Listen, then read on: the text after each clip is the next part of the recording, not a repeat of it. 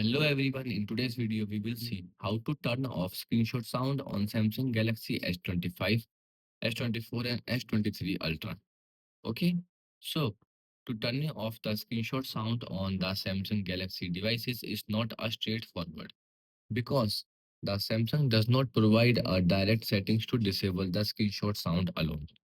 However, you can mute all system sound which include the screenshot sound. To do, swipe down from the top of the screen and now here you will see the system volume. Now you can simple tap this icon to set it to silent. Also you can turn off the sound system sound to 0. Also to verify you can open the setting, then go to sound and vibration, then go to system sound and here you will see it will set to 0.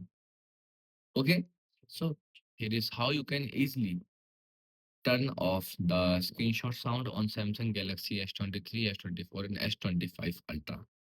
Goodbye.